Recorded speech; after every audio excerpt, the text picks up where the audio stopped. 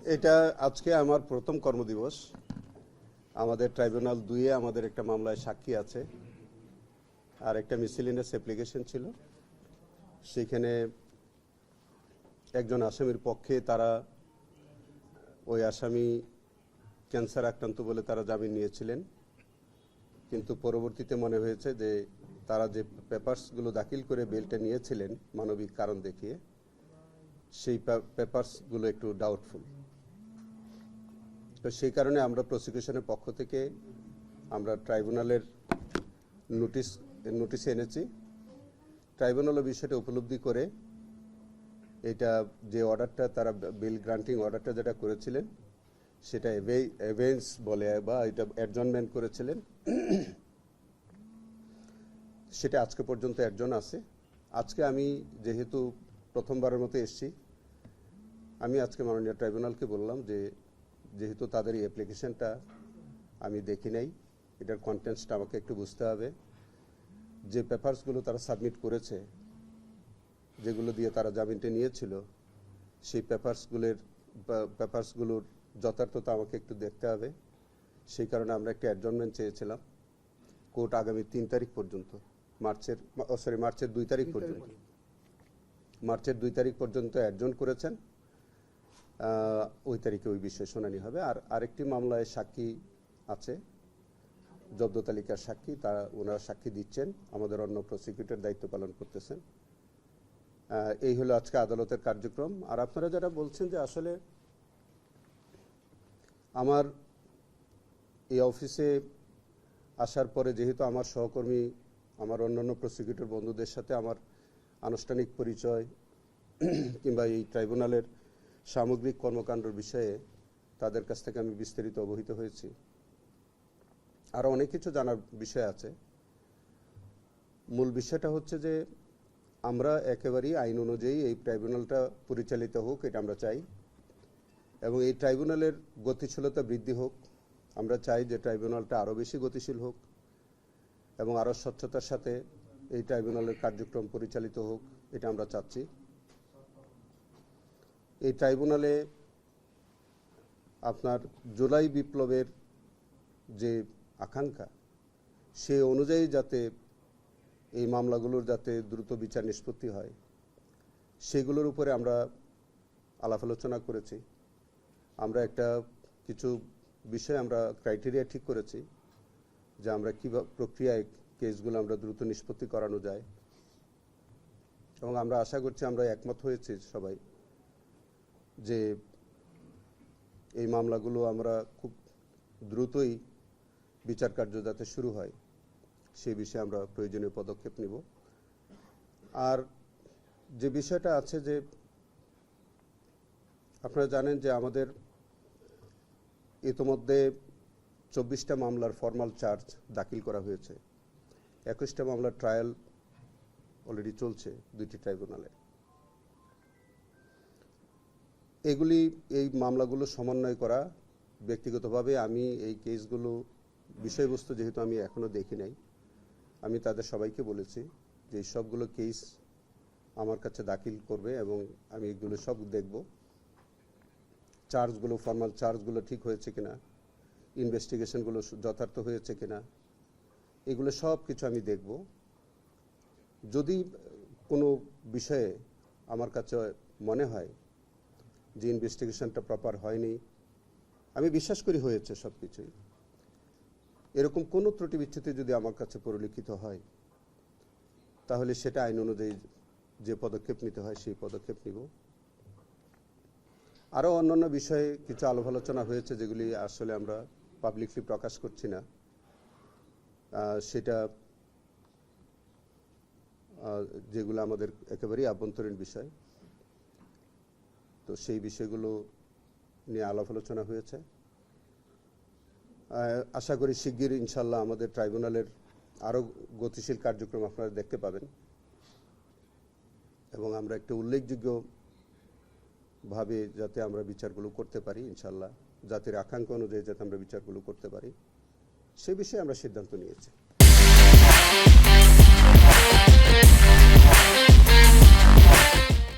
ইনভেস্টিগেশনের কথা যেটা বলছিলেন, সেক্ষেত্রে যে মামলাগুলো ইতিমধ্যে রায় হয়ে গেছে সেগুলো কি আবার একটু রিচেক আসবে, এরকম কোনো সুযোগ আছে? যেগুলো রায় হয়ে গেছে সেগুলো আমার দেখবার সুযোগ হয় নাই, সেই বিষয়ে আমি এখন মন্তব্য করতে পারছি না। সবগুলোরই দেখবার তো সুযোগ আছে, তবে আমি দেখব, আমি সবগুলোই দেখব। যেগুলো বিচার হয়ে গেছে সেই ফাইলগুলো আমি দেখব। যদি কোনো বিষয়ে কোনো আইনগত পদক্ষেপ নিতে হয় সেভাবে নিব। আপনি কি দেখেছেন যে এখানে এসে আপনার এখন আলোচনায় পেয়েছেন কিনা যে মামলাগুলি নিম্ন আদালতে চলতে পারে অন্যান্য জায়গায় সেইগুলো এখানে নিয়ে আসা হয়েছে, এতে কি আপনার মানে মানে ভার হয়ে গেল কিনা এরকম? আসলে যে বিষয়টা আপনি তুলেছেন, এই বিষয়টা আজকে আমরা আমাদের সভায় আমরা আলাপ আলোচনা করেছি। সেখানে প্রসিকিউটরের উপর একটি দায়িত্ব আছে, একটা আইনগত দায়িত্ব হচ্ছে যে চিফ প্রসিকিউটর তিনি একটা প্রসিকিউশন উনি দেখবেন, যথাযথভাবে দেখবেন। দেখার পরে আমাদের এই আইনের সেকশন 3(2)তে যে অভিযোগগুলো এ আদালতে বিচার্য সেগুলো এখানে বিচার হবে, আর যে মামলা যে অভিযোগগুলো এখানে বিচার হবে না সেগুলি কিন্তু অন্য আদালতে, ম্যাজিস্ট্রেট কোর্ট হতে পারে, জজ কোর্ট হতে পারে, সেগুলি ওই আদালতে, প্রপার আদালতে পাঠাবার এখতিয়ার আছে। তো সেটা আসলে এটা চিফ প্রসিকিউটরের একক দায়িত্ব। তো সেই ক্ষেত্রে আমি মনে করি যে এরকম যদি কোনো কিছু হয়ে থাকে সেক্ষেত্রে আমি দেখব, এটা দেখে প্রয়োজনীয় আইনগত পদক্ষেপ যা নেওয়ার আমি নেব। ডাবল জিও পার্টি হচ্ছে কিনা, ডাবল জিও পার্টি হচ্ছে কিনা? না, ডাবল জিও পার্টি তো আরেক জিনিস, ডাবল জিও পার্টির বিষয় না। আপনি কোনটাকে মিন করে ডাবল জিও পার্টি বলছেন আমি বুঝতে পারছি। ঘটনা এখানেও মামলা চলছে, ওই ট্রায়াল না, এরকম তো আমাদের এরকম কোনো বিচার এখানে হয়নি যেটা সাইমালটেনিয়াস ওখানে ট্রায়াল চলছে বা এখানে ট্রায়াল চলছে বা ওখানে একবার সাজা হয়ে গেছে এখানে আবার বিচার চলছে না, এরকম কোনো ট্রায়াল আমার জানা মতে এখানে হচ্ছে না। আপনার কি ডেভিড বার্গম্যানের একটা মানে পোস্ট চোখে পড়েছে কিনা, যে উনি কয়েকজনের ছবি ব্যবহার করেছেন, বিশেষ করে দীপুমণি, লিস্টিমা, মানে উনি বলতে চাচ্ছেন যে প্রায় 15 মাস ধরে তারা মানে তাদের তদন্ত শেষ হয় না। এখানে কি আসলে কোনো আইনের ব্যত্যয় ঘটছে? মানে ওনার এই পোস্টে উনি কি? আমি দেখি নাই, তবে আমি ওভারঅল আজকে আমার ইনভেস্টিগেশন এজেন্সির ঊর্ধ্বতন কর্মকর্তারা এসেছিলেন, আমি তাদেরকে নিয়ে খুব শিগগির তাদের নিয়ে আমি বসবো। যেহেতু আপনারা জানেন যে আমাদের যারা প্রসিকিউটর আমরা কিন্তু ইনভেস্টিগেশনের অংশ, সেটা আমরা শিগগির, আমি তো আজকে তাদেরকে বলেছি যে তা আমরা খুব শিগগির তাদেরকে নিয়ে আমরা বসবো, সমস্ত কেসগুলো আমি পর্যালোচনা করব। জুলাই বিপ্লবের ঘটনাটা একটা অনেক বড় ঘটনা। আমরা এখানে যে ফর্মাল চার্জগুলো দেখছি বা শেখ হাসিনারও যে বিচার, সেই বিচারটা আমরা দেখছি যে এই তদন্তগুলো একটা নির্দিষ্ট বিচার ওরিয়েন্টেড টার্গেট করে এই তদন্তটা করা হয়েছে। অ্যাজ এ হোল আমরা নেশন হিসাবে এই পুরো ঘটনাটার একটা তদন্ত এখন পর্যন্ত দেখি নাই। জাতিসংঘের একটা তদন্ত আছে, কিন্তু আমাদের নিজস্ব কোনো তদন্ত নাই। পুরো ঘটনার এরকম কোনো তদন্ত আদ্যপান্ত, যেটি ধরেন পরবর্তীকালে পুলিশ হত্যা থেকে শুরু করে পুরো ঘটনাকে কভার করবে, এইভাবে কি তদন্তটা হওয়া উচিত কিনা আপনার কি মনে হয়? নিশ্চয় ওইভাবে হওয়া উচিত, তবে আপনি যে কথাটা বললেন যে কারো তদন্তটা টার্গেট করে হয়েছে, এটা কিন্তু আমার পার্সোনাল নলেজে নাই। আমি বারবারই বলছি যে আমি মাত্র এসে জয়েন করলাম, আমি পেপারস না দেখে, আমি সিডিগুলো না দেখে, মামলার কাগজপত্র না দেখে আমি কোনোটাই উত্তর দেওয়া সম্ভব না। তবে এরকম আমরা অপরাধীকে টার্গেট করে আমরা ইনভেস্টিগেশন করব এবং বিচার করব। আমরা কোনো ইনোসেন্ট মানুষকে টার্গেট করে বা রাজনৈতিকভাবে হয়রানি করে ওইরকম টার্গেট করে আমাদের কোনো কার্যক্রম পরিচালিত আমাদের মাধ্যমে হবে না। কালকে একটি অভিযোগের ভিত্তিতে বলা যায় যে জুলাইয়ে যে বিচারগুলো হয়েছে এখন পর্যন্ত পুরোটাই বিতর্কিত হয়ে গেছে, কারণ চৌধুরী মামুনকে রাজসাক্ষী করার বিষয়ে বলা হয়েছে যে লেনদেন করা হয়েছে হিউজ পরিমাণ, এরকম অনেক অভিযোগ আছে। তাহলে চৌধুরী মামুনকে রাজসাক্ষী করে বিচার করা কি ভুল ছিল, বা আপনার কি মনে হয় এখন তাহলে পুরো জুলাইয়ের যে বিচারগুলো? দেখেন, এই কথাগুলো সবটাই ঘুরে ফিরে বারবার একই কথা আসবে যে চৌধুরী আব্দুল্লাহ মামুনের এই কেসটা আমি পরিচালনা করি নাই এবং সেটা আমি দেখি নাই এখন পর্যন্ত। সেটা যদি দেখে কোনো অনিয়ম হয়ে থাকে এবং সেখানে যদি আইনগতভাবে কোনো পদক্ষেপ নেওয়ার বিষয় থাকে আমরা নেব। আপনারা আবার নতুন করে এটা নিয়ে ইনভেস্টিগেট করা, দেখ, আমি আগে ফাইল দেখব, যদি ফাইল দেখে কোনো আইনগত পদক্ষেপ না কোনো আইনগত সুযোগ থাকে নেব। আচ্ছা, আরেকটা তাহলে কি এটা শুধু অভিযোগ পর্যায়ে আছে এখন পর্যন্ত, বা তদন্তের উদ্যোগ নেবে কিনা, মানে দুই পক্ষই? আমাকে না দেখে আর কোনো উত্তর দিতে পারছি না, আমাকে একটু দেখতে দেন, আমাকে একটু কাজ আর একটা করতে দেন। অপ্রিয় কথা বলি আমিন ভাই, একটা অপ্রিয় কথা বলি, এখন আপনি নতুন চিফ প্রসিকিউটর, নিশ্চয়ই আপনার মতো করে আপনি সাজাবেন, এখানে অনেকের ভিতরে শঙ্কা আছে কি থাকবে কি থাকবে না। কোনটায় দেখেন এইগুলি একেবারেই আমার মনে হয় এইসব প্রশ্ন আমি নিচ্ছি না, কারণ এইগুলো নিয়ে আমি এখন মোটেও কোনো কনসার্ন না। এখানে 16 জন প্রসিকিউটর আছেন, তারা কাজ করতেছেন। এখানে কারা থাকবেন কারা থাকবেন না এটা চিফ প্রসিকিউটরের কোনো এখতিয়ার না, এটা সরকারের এখতিয়ার। সরকার আমাকেও অ্যাপয়েন্টমেন্ট দিয়েছে, অন্যান্য প্রসিকিউটরদেরকে অ্যাপয়েন্টমেন্ট দিয়েছে। সো এটা absolutely authority of the government. আমি ভাই একটা লাস্ট একটা কোশ্চেন করি, সেটা হচ্ছে যে আপনি তো দায়িত্ব নিয়েছেন, এই সময়ের ভিতরে আপনার সবকিছু উত্তর দেওয়া সম্ভব না। আপনার প্রসিকিউশন টিমের 16 জনের মধ্যে মিস্টার সুলতান মাহমুদ তিনিও আছেন। আমরা গতকাল থেকে কিন্তু দেখছি যে চিফ প্রসিকিউটর যিনি গতকালকে জানিয়েছেন আপনি দায়িত্ব নিলেন, তার ব্যাপারে এবং গাজী এম.এইচ. তামিম দুইজনের ব্যাপারে এই আলোচনা হওয়াতে মানে একটা পক্ষ এটা নিয়ে সমালোচনা ইতিমধ্যে শুরু হয়ে গেছে যে যেখানে লেনদেনের প্রসঙ্গটা আসে সেখানে আসলে বিচার প্রক্রিয়াটা একটা প্রশ্নবিদ্ধ হয়। আপনার কাছে আমাদের প্রত্যাশা থাকবে যে আপনি খুব শীঘ্রই এইটার একটা ধোঁয়াশা, কারণ আপনি আরো দীর্ঘ টাইম দায়িত্ব পালন করবেন, তো রেসপন্সিবিলিটি তখন আপনার উপরেও চলে আসবে। এইটার একটা মানে নতুন চিফ প্রসিকিউটরের কাছ থেকে আমরা একটা আশা করছি যে আমি এক কথাই বলে দেই, এই বিষয়ে বারবার একই প্রশ্ন করে লাভ নাই, কারণ আমি একটা কথাই বলছি যে আমি এইখানে নতুন দায়িত্ব নিয়েছি। আমি এই ট্রাইব্যুনালের সমস্ত কার্যক্রম আমাকে বুঝতে হবে, সমস্ত মামলার বিষয়বস্তু আমাকে বুঝতে হবে, জানতে হবে। আপনারা যেসব অভিযোগ নিয়ে আসতেছেন সেটাও আমাকে তদন্ত করে দেখতে হবে। আমি আপনাদেরকে সুস্পষ্টভাবে একটা কথা বলতে চাই, আমার দায়িত্ব পালনকালে এই ট্রাইব্যুনালে আমার কোনো প্রসিকিউটর বা ট্রাইব্যুনালে জড়িত অন্য কেউ কোনো ধরনের করাপশনে জড়িত থাকলে তার বিরুদ্ধে কঠোর আইনগত ব্যবস্থা নেওয়া হবে। আমরা প্রমাণ করে দেব যে এই ট্রাইব্যুনাল সম্পূর্ণরূপে করাপশন ফ্রি একটি ট্রাইব্যুনাল হিসেবে আন্তর্জাতিক মানের যে বিচার, সেই মানের একটি বিচার এখানে অনুষ্ঠিত হবে। এখানে বিচারের বাইরে অন্য কোনো আলোচনা আমরা প্রশ্রয় দেব না। একটু বলি যে আগামীকাল বিডিআর হিসেবে আপনি দীর্ঘদিন আসামিপক্ষের আইনজীবী ছিলেন, ট্রাইব্যুনালে বিডিআর এর এই তদন্ত কমিশন সহ পুরো 1.5 বছরে অনেকগুলো অভিযোগ আলোচনা ছিল, ওই নিহতের আর্মি অফিসারদের পরিবারগুলো একাধিকবার এসেছে। আপনি এই বিষয়টা না, এই বিষয়ে আসলে জাহিদের সাথে একটু যোগ করি, গতকাল স্বরাষ্ট্রমন্ত্রীও কিন্তু যে নতুন আরেকটা কমিশনের কথা বলেছেন। আপনি যেহেতু অনেক দীর্ঘ মানে অধিক সংখ্যক আসামি পক্ষের আইনজীবী ছিলেন, আপনার পুরো জিনিসটা মানে এট এ গ্লান্স আপনার নজরে আছে। যেখানে একটা আপিল পেন্ডিং আছে, এখানে যেহেতু মানে হত্যা মামলা যেটা সেটা আপিল, মানে সামগ্রিকভাবে আপনি এখন রাষ্ট্রপক্ষ বটে, একটা কিছু আমাদেরকে মানে যেহেতু কালকে 25শে ফেব্রুয়ারি এটা সামগ্রিক কোন একটা মেসেজ যদি দেন আমাদেরকে, মানে আমরা একটা নিউজের জন্য আমাদের দরকার আসলে। না, বিষয়টা হচ্ছে যে পিলখানা হত্যাকাণ্ডের মামলায় আমি আসামি পক্ষে কাজ করেছি। আপনারা জানেন যে এই ঘটনায় 2টা মামলা হয়েছিল। একটা হত্যা মামলা, যেটা এখন বিচার শেষ হয়ে হাইকোর্ট ডিভিশনে হিয়ারিং হওয়ার পরে এখন অ্যাপিলেট ডিভিশনে একটা পার্ট শুনানির অপেক্ষায় আছে, এটা কার্যতালিকায় আছে। আর বিস্ফোরক দ্রব্য আইনের মামলাটি এটা বিচারিক আদালতে বিচার চলছে। ইতিমধ্যে 300-র বেশি আসামির জামিন হয়েছে।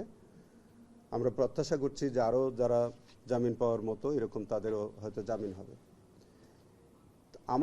আমি এখন যেহেতু একটা নতুন দায়িত্বে এসেছি, সাধারণভাবে আমার একটা প্রত্যাশা থাকবে যে প্রায় 16 বছর যাবৎ এই মানুষগুলো আসলে জেল হাজতে আছে। অনেকটা বলা যায় এটা অনেকটা বিনা বিচারে আছে। সো আমি প্রত্যাশা করব যে যেটা অ্যাপিলেট ডিভিশনে যে মামলাটি আছে এটা অ্যাটর্নি জেনারেল অফিস থেকে প্রয়োজনীয় পদক্ষেপ নেবেন, এটা আমি প্রত্যাশা করি। আর যে মামলাটি নিম্ন আদালতে বিচারাধীন আছে সেটা ওখানে আমি যারা প্রসিকিউশনে কাজ করছেন তাদেরকে আমি অনুরোধ জানাবো যে এইটি খুব দ্রুত নিষ্পত্তির একটা ব্যবস্থা নেবেন আর যারা জামিন পাওয়ার যোগ্য তাদের যাতে জামিন হয় এবং এটি দ্রুত নিষ্পত্তি আমি কামনা করি। আপনি আগে আমাদেরকে একটা স্ট্যাটিস্টিক দিয়েছিলেন যে বিস্ফোরক মামলাটার সাক্ষ্য গ্রহণ পর্যায়ে থাকার কারণে, এটা ছিল আরো 2-3 বছর আগে, যে প্রায় 500-র মতো মানুষ মানে যাদের 5 বছর 7 বছর সাজা হয়েছে, কিন্তু ওই মামলাটার কারণে তারা আসলে বের হতে পারছে না। তাদের কথাই বলছি, এই লোকগুলোর মধ্যেই 300-র অধিক আসামির বেল কিন্তু ইতিমধ্যে হয়েছে। আমরা পর্যায়ক্রমে এই মানুষগুলোর বেল হবে বলে আশা করতেছি। আরেকটি বিষয় হচ্ছে এই যে বিস্ফোরক যে মামলাটা চলছে, অনেক সাক্ষী হয়ে গেছে, 16 বছরের মামলা। এই মামলায় কি এখন কাউকে আসামি করার বা না, বিস্ফোরক মামলায় অনেক সাক্ষী হয় নাই। বিস্ফোরক মামলায় আমার জানা মতে 299 জনের সাক্ষী হয়েছে। ওই মামলায় প্রায় 1300-র উপরে সাক্ষী আছে। আমি জানি না প্রসিকিউশন কতজন সাক্ষীকে পরীক্ষা করবেন, কারণ তারা যদি 1300 সাক্ষীকে পরীক্ষা করতে হয়, এখন যে গতিতে তারা সাক্ষী নিচ্ছে, তাতে আমার তো মনে হয় না যে আসামিদের জীবদ্দশায় আর এটা শেষ হবে। আরো 20 বছর নতুন করে এই লেভেলে অন্তর্ভুক্ত করার কাউকে আসামি হিসেবে অন্তর্ভুক্ত করার সুযোগ আছে কিনা সেটা জানতে চেয়েছিলাম। না, এইটা সরকারের বিষয়। যদি কোনো সরকার পক্ষ থেকে যদি মনে করে যে এই ইনভেস্টিগেশনটা আবার হওয়া প্রয়োজন, সেক্ষেত্রে কোনো কারণে যদি এটা হয়, হতে পারে। তবে আপনারা দেখেছেন যে আমাদের স্বরাষ্ট্র মন্ত্রণালয় থেকে বলেছেন একটা কমিশন করবে। যদি কমিশন একটা অলরেডি হয়েছে, একটা স্বাধীন তদন্ত কমিশন হয়েছে, তারা একটা রিপোর্ট দিয়েছে। সেই রিপোর্টটা হাইকোর্টে একটা রিটের প্রেক্ষিতে হয়েছিল, কিন্তু সেই রিপোর্টটা আমরা এখন পর্যন্ত আদালতে তারা দাখিল করেনি, সরকারও এটা প্রকাশ করে নাই। আমরা জানি না এই রিপোর্টের মধ্যে কিভাবে কি আসছে। এরই মধ্যে আমাদের নতুন সরকার, আবার দেখলাম আমাদের মাননীয় স্বরাষ্ট্রমন্ত্রী মহোদয় বলছেন যে একটা কমিশন করবে। তো সেরকম কমিশন যদি হয়, সেই কমিশন রিপোর্টের প্রেক্ষিতে হয়তো যদি নতুন কেউ জড়িত হয়, তাহলে সেই ক্ষেত্রে আইনগতভাবে যেটা কোনো ফার্দার ইনভেস্টিগেশনের প্রশ্ন হোক বা অন্য কোনো বিষয়টা তদন্ত সাপেক্ষে, রিপোর্ট সাপেক্ষে বলা যাবে। ভাই, এই ট্রাইব্যুনালে আমরা একটা জিনিসের খুব শুরু থেকেই ফিল করি, একটা ওয়েবসাইট ঠিকমতো কাজ করে না, একটা আমরা কজ লিস্ট পাই না, এত বড় আলোচিত জায়গা সেই শুরু থেকে, এটা আমরা অনেকবারই বলছি। এখন এই বিষয়টা আপনি একটু নজর দিবেন কিনা? ইনশাআল্লাহ। আমাদের এই প্রতিদিনের উপরে নির্ভর করতে, আগের রাত্রে একজনের কাছ থেকে আরেকজনকে নিতে হয়, এটা খুব এই ট্রাইব্যুনালকে গতিশীল করবার জন্য যা যা করণীয় আমরা সব পদক্ষেপ আমি নিব ইনশাআল্লাহ। এই বিষয়ে আসলে আমরা আজকে বৈঠক করেছি। আমাদের এখানে আরো বিষয় আছে, যেগুলো আমি বললামই যে সবকিছু আপনাদের কাছে প্রকাশ করছি না। এখন আমাদের অনেকগুলো বিষয় আছে যেগুলি আমি মনে করি যে একটা ট্রাইব্যুনালের স্বচ্ছতার জন্য আমাদের কাছে অনেক ডকুমেন্টস থাকে, অনেক আলামত থাকে, এগুলি আনা নেওয়ার একটা ব্যাপার থাকে। আমাদের প্রসিকিউটরদের সিকিউরিটির বিষয় থাকে, নানান কিছু থাকে।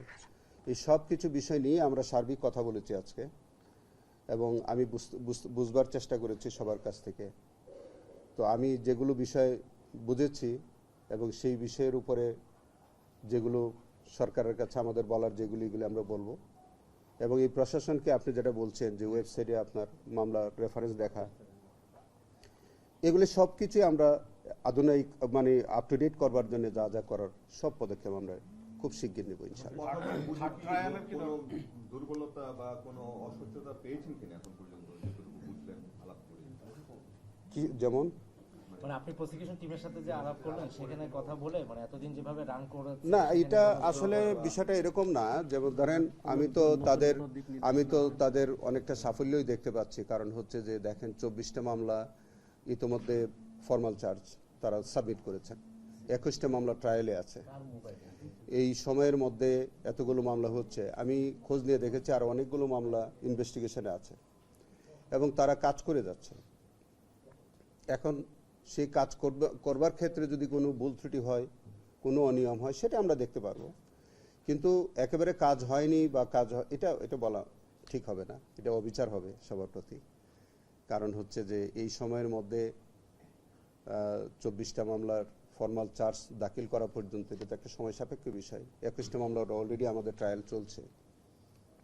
দোয়া করেন যাতে যে মামলাগুলো ফর্মাল চার্জ হয়েছে অথবা যেগুলো ট্রায়াল চলতেছে সেইগুলো যাতে আমরা শিগগির শেষ করতে পারি। নতুন যেগুলো ইনভেস্টিগেশন আছে সেগুলো যাতে খুব দ্রুত ইনভেস্টিগেশন শেষ করা যায়। আর আপনারা জানেন এটা আসলে দেখেন এই এই অপরাধগুলো কিন্তু অন্য অপরাধগুলোর মতো না, অনেক সময় সরাসরি এভিডেন্স পাওয়া যায় না। তো সেই জায়গাগুলো থেকে এইগুলি অনেক বিষয় ইনভেস্টিগেশনের থাকে এবং খুব আমাদের ইনভেস্টিগেশনের জন্য অনেক কৌশল অবলম্বন করতে হয়, অনেকটা সময় সাপেক্ষ বিষয় হয়। এই সব কিছু বিচার বিশ্লেষণ করে যে খুব বেশি একটা আমাদের যে সময় গেছে এরকমটা মনে করার কোনো কারণ নাই। তবে আমি মনে করি যে আরও গতিশীল যদি করার কোনো সুযোগ থাকে সেটা করা হয়। ধন্যবাদ সবাইকে। অনেক মানে এই যে দ্রুততার সাথে মানে মামলা হয়েছে, এই বিষয়টা নিয়ে দেশি বিদেশি অনেক জায়গা থেকে বলা হয়েছে অসম্ভব দ্রুততার সাথে বিচারগুলো হয়েছে, সেটি কি বিচারের ক্ষেত্রে কোনো প্রভাব ফেলে? কিন্তু আইনেই তো বলা আছে যে দ্রুততার সাথে করতে হবে। এই আইনে আমাদের আইনই বলছে যে একটা মামলার প্রসিডিং শুরু হলে শেষ না হওয়া পর্যন্ত অ্যাডজনমেন্ট দেওয়া যাবে না। এটা তো আইনের স্পিরিটটাই হচ্ছে যে দ্রুত বিচার করতে হবে, খুব স্পিরিটায়াল করতে হবে।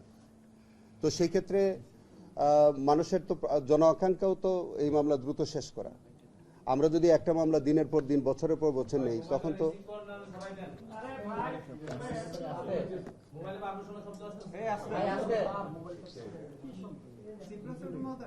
এটা হচ্ছে আমরা দেখেছি যে জুলাই আগস্টের পরে এই ট্রাইব্যুনালে ৭১ যে মানবতা বিরোধী অপরাধ সেখানকার যত আসামি ছিল সবাই খালাস পেয়ে গেছে। তারপর সেই বিচার এগোয়নি, সেটাকে আপনারা কি রিভাইভ করবেন কি? অনেকগুলো মামলা পেন্ডিং আছে, প্রায় 40-50টা মামলা পেন্ডিং আছে। আমি জানি না এখনো আগের কি মামলা কতগুলো পেন্ডিং আছে আমি জানি না, কিংবা কি অবস্থায় কি হয়েছে আমি কিছুই জানি না। তবে আমি তো বললাম যে আমি এটা আজকে প্রথম কার্য দিবস আমার, আমি পর্যায়ক্রমে দেখব, আপনাদের সকল প্রশ্নের উত্তর আমি দিতে পারবো। আমি দেখি আগের কি হয়েছে, আগের কয়টা মামলা পেন্ডিং আছে বা কি অবস্থায় কে খালাস পেয়েছে কে খালাস পায়নি সবই দেখব আমি পর্যায়ক্রমে। আমাদের এই যে মামলাগুলো হয় যখন আপনার যদি কোনো আনুষ্ঠানিক ব্রিফিং থাকে সেটা আমরা জানলে নির্দিষ্ট জায়গায় আপনি আমাদেরকে যেখানে বলবেন আমরা ওই ব্রিফিংটা যাব, কিন্তু আমাদের জন্য একটু সুবিধা হয় যে আপনি যদি কথাটা ওইখানে বলেন তাহলে আমাদের জন্য ঠিক আছে। আচ্ছা ঠিক আছে জামিন ভাই, আমাদের জন্য একটা স্পোকসম্যান আছে, হ্যাঁ, এটা যাতে মেনটেন করা হয়। আপনি স্পোর্টসম্যান মানে প্রতিদিন কি হচ্ছে মানে কি হবে আমাদেরকে জানানো আর কি জানতে পারি প্রত্যেকদিন একটা হোয়াটসঅ্যাপ গ্রুপ আছে, মানে আগামীকাল কি কোন মামলাটা আছে, এই সাক্ষী আসবে। আমি আপনাদের কাছে একটা রিকোয়েস্ট করি আপনারা সবাই ব্যস্ত, আপনাদের জাতীয় স্বার্থে অনেক কাজ আপনাদের করতে হয়। তো আমার মনে হয় যে আমাদেরকে প্রত্যেকদিন যদি আমাদেরকে কথা বলার সুযোগ চান, আমার মনে হয় এটা আমাদের জন্য একটু অবিচার হয়ে যায়। আপনাদের যেটা বলেছেন ল রিপোর্টার্স একটা হোয়াটসঅ্যাপে ল রিপোর্টার্স একটা, ওটা তো আমরা আপনাদেরকে আমরা ইনফরমেশন দিয়ে হ্যাঁ তামিম ভাই যেটা যেটা মানে যেই করুক আগে যাতে অ্যাক্টিভ থাকে। আমাদের ইম্পর্টেন্ট কিছু হইলে নিশ্চয়ই আপনাদেরকে জানাবো। হ্যাঁ, ওটা তো কন্টিনিউ আছে, ওটা থাকবে, ওটা তো আমাদের সবসময় আমরা জানাই হোয়াটসঅ্যাপ যে গ্রুপটা ওটা আছে। Thank you. 30 সেকেন্ড সময় নিতে চাই। আমরা দীর্ঘদিন ধরে এই ল রিপোর্টার্স ফোরামের পক্ষ থেকে আমরা সব সাংবাদিকরা, বিভিন্ন সাংবাদিকরা এখানে আছে, ল রিপোর্টার্স ফোরামের বাইরেও আছে যারা ফোরামের সদস্য না নতুন আসছে, আমরা সবসময় আপনাদের পাশে ছিলাম, আছি, থাকবো। আপনারা আমাদেরকে সহযোগিতা করবেন, আমরা যেন আপনার মাধ্যমে সব প্রসিকিউটরের কাছ থেকে সহযোগিতা পাই এই প্রার্থনা থাকে। ইনশাআল্লাহ আমি আগের মধ্যে কাজ করব ইনশাআল্লাহ। পরিচয় করে দেই আমাদের ল রিপ্রেজেন্টেটিভ সেক্রেটারি জামান মিজান, আমি সবারই চিনি, আর আমি প্রেসিডেন্টের দায়িত্ব পালন করছি হাসান জাভেদ। কনগ্রাচুলেশনস ভাই, কনগ্রাচুলেশন। এখানে সবাই আমরা কিন্তু চাই যে বিচারটা জুলাই স্পিরিটে হোক, কিন্তু ন্যায় বিচার হোক, সুন্দর বিচার হোক, সুষ্ঠু বিচার হোক। ইনশাআল্লাহ আপনাদেরকে এইটুকুন আমরা এসিওর করতে পারি। সাথে একটা দাবি করি ভাই। Thank you. ল রিপ্রেজেন্টেটিভ পক্ষ থেকে আপনাকে অভিনন্দন জানাই। বিতর্কিত হয়ে গেছে একটা কেন? অভিযোগের প্রেক্ষিতে। কোনটা? না ওইটা ছোট্ট একটা দাবি একজন একজন করে বলেন, একজন করে সবাই বলে একসাথে হবে না, একজন করে বলেন। ছোট একটা দাবি, সেটা হচ্ছে এই সিঁড়ির সামনে আমাদের যে ক্যামেরা পার্সন ভাইরা থাকেন, ওনারা 6 ঘন্টা 7 ঘন্টা দাঁড়াই থাকেন। আগে যেটা ছিল ক্যামেরা পার্সনরা যেখানে বসে দাঁড়ান তার ঠিক পেছনে লম্বা করে বেঞ্চ ছিল, একদম লম্বা করে। কখনো কখনো আমাদের সকাল 9টা 10টার সময় এই ক্যামেরা পার্সন ভাইরা আসেন, 2টা 3টা পর্যন্ত থাকতে হয় ওখানে একটু লম্বা টুল করে কোনো বিশেষ কোনো চেয়ার টিয়ার দরকার না, একদম লম্বা করে টুল করে দিলে খুব সুন্দরভাবে এই যে এনএক্সের সামনে যে আমরা ব্রিফ করি ওখানে যে একটু বসার জায়গা বিচার প্রার্থীদের এটা একটু বসার করে দেন। আর কি এরকম। আর আমাদের একটা ওখানে একটু পানির একটা ব্যবস্থা করে দেন। আর দেখেন আমাদের আমি একটু বলি, আপনার যথাযথ সম্মান রেখেই বলছি, হাইকোর্টে তো আপনাদের একটা জায়গা আছে এবং হাইকোর্ট থেকে কিন্তু খুব বেশি এখানেও দূর আছে না। আমাদের মিডিয়ার আছে। না এখানে যদি থাকেও আমার মনে হয় যে এটা তো একটু রেস্ট্রিক্টেড এরিয়া, তো এটা যদি ওপেন ট্রায়াল হয় নিশ্চয়ই আপনারা সেই ট্রায়ালের অংশীদার। আমি জানি না এই বিষয়গুলো প্রশাসনিকভাবে তারা কিভাবে এখানে মেনটেন করে, কিভাবে কি করা যায় আমি দেখে আমি সবার সাথে একটু কথা বলি, যদি সুযোগ থাকে তাহলে না, এখন যেটা হয় যে বসার জায়গা না থাকার কারণে আমরা যখন রিপোর্টাররা ওখানে দাঁড়ায় লাইভ দেই না, তখন আশপাশে আরো অনেক ক্যামেরা পার্সন বা অনেকে ওই সিঁড়িতেই বসতে হয়। শুধু যেই জায়গাটা ক্যামেরা রাখে ওটার পেছনে লম্বা করে একটা টুল দিলেই ওনারা একটু বসতে পারে। সেখানে ব্রিফিং হয়, মেন গেটের কথা বলছেন, যেখানে ব্রিফিং হয় মেন গেটের কথা বলছেন। এটা আমি এটা মিস্টার প্রেসিডেন্ট আমি আপনাকে হাসান ভাই যে এইটা সেফটি সিকিউরিটি চিন্তা করে যদি সম্ভব হয়, যদি সম্ভব হয় সেক্রেটারি সাহেব